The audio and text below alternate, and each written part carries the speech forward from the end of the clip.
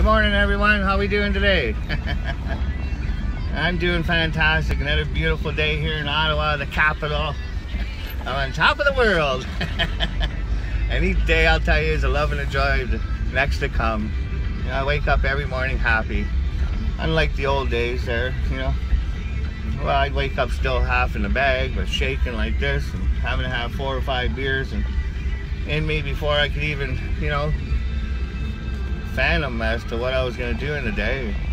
It was so cruel for my kids. And early on, I had a little farmhouse out in the country, and my kids were over, and of course they wanted to go to the beach and have fun and all that. So, but in order for me to go, I had to have 4 or 5 beers just to stop shaking. You know, it was funny. We thought at the time, even my little girl Carly, that, you know, trying to get the soup up to my mouth and the spoon, and it's shaking all over the place. And anyways, and they'd have to, you know, they even, you know, as young as they were, I don't know how old Carly was, 4, 5, 6, having to go to the fridge to get me some beer to get me to stop shaking in order we could carry on with our day. It was so cruel.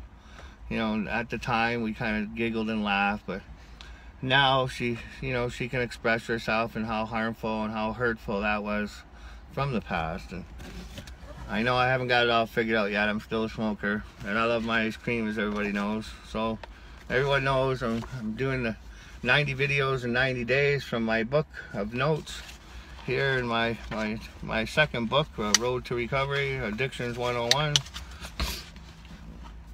Let's get this right figured out, get my glasses on.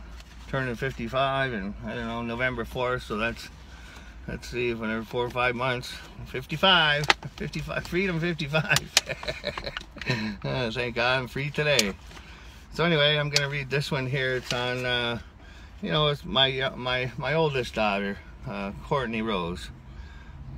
When I was young and at the beginning of my family and starting a life and sober, but at that time I was still using marijuana. I did that for 7 years as kind of a harm reduction or a maintenance to stay off the booze and that. So, but after 7 years of using the marijuana, you know, it helped stabilize my thinking, concentration, and focus. I was a well-respected general contractor in Port Colborne, Ontario, Niagara. I was one of the biggest small-time contractors there.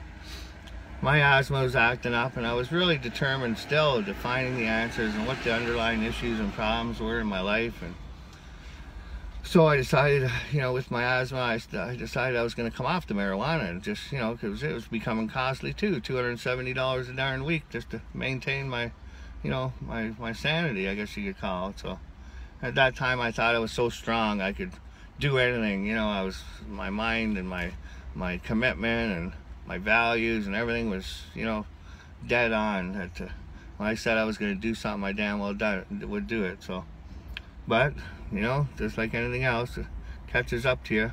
I kind of express it in a way there that if you're riding a bicycle and you rode it all the time for all your life for one way, but then all of a sudden, you know, we change up the gears in the front of the steering mechanism in the car or on the bicycle. And instead of turning left, you turn right when you turn. Or instead of turning right, you actually turn left. You know, it'd take you a few weeks to get on to learning how to drive it that way. But you would, your mind would cope and, you know, rewire itself into knowing that, you know, if you want to go right, you got to turn left, you know. So that's how I kind of put it with the smoking the marijuana. And when I went back to drinking, what happens is, like that bicycle is put back to regular steering.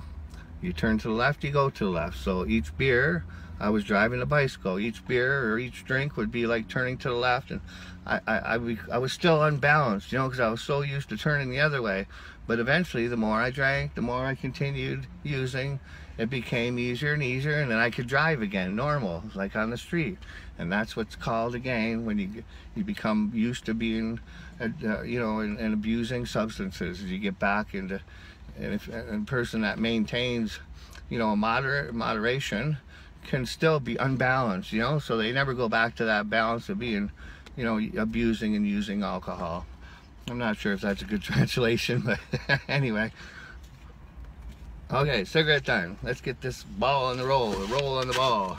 So my note here I'm sharing today is, Daddy, why do you drink? My oldest girl, Carly, came up to me when I was riding that bicycle again, you know, straight on the path and starting to abuse alcohol again.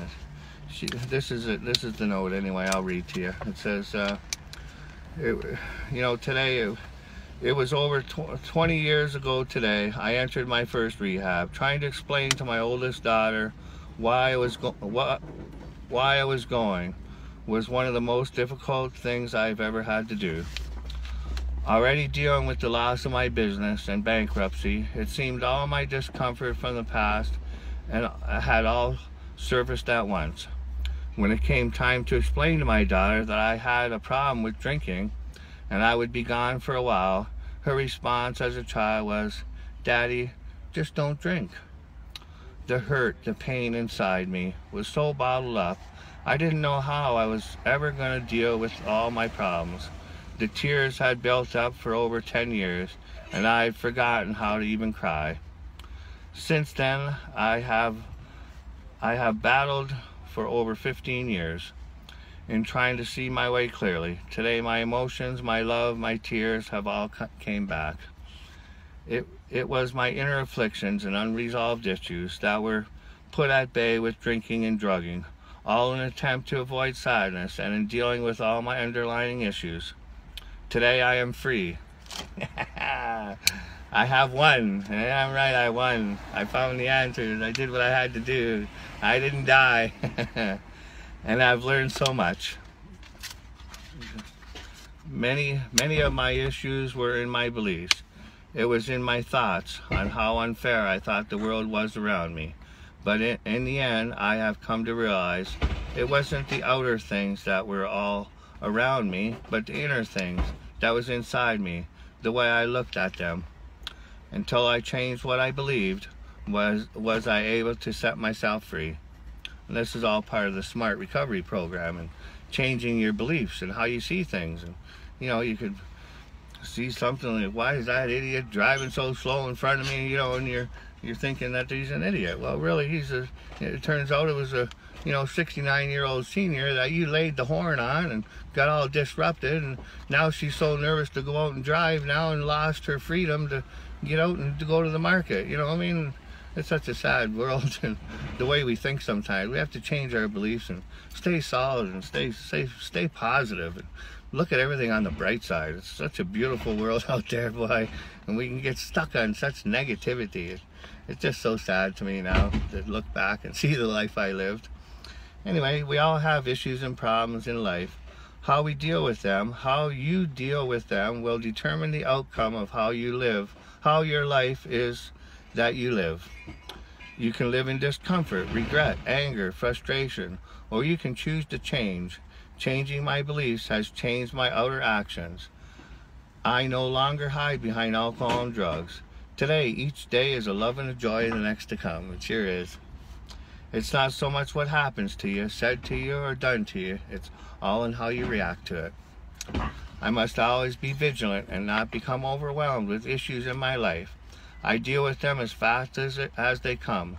This prevents them from becoming a crisis in my life. It's like each time the monkey jumps on my back, I smack him off and tell him to get off. And there is no more free ride here. In the end, my daughter was right. The first step was coming clean. Being straight was the only way I could ever see my way clearly. That's why I talk about, you know, you got to have some substantial clean time, you know. And for everyone it's different, but you know, a minimum year or two, you know, don't look at a couple months or these 28-day programs. It's just not cutting it, you know. That's why I'm doing what I'm doing, because a lot of people I'm helping out are, you know, so busy in their lives that they just don't have time to commit to these long-term programs. So an outpatient or an out counselor like myself, and helping them to, you know, come to believe or come to understand a better knowledge of you know, really what's going on and what the underlying issues are in their life that they got to deal with. It was the start of a long road to recovery. Dealing with all the underlying issues, problems, and bringing closure has set me free today. And again, happy thoughts, happy heart, happy life. I don't know what this last little note is. They say sharing is caring. Cassandra, my other daughter. And if I can share something that helps bring a better understanding for all, then I've done my job. It's our thoughts, our beliefs that affect our emotions and how we feel. What we do as a result of our actions or behavior. Change your thoughts, change your behaviors. That's my third one, yay, out of 90. So here we go. God bless you all and have a great day. I'm in the power, I live in the light of recovery.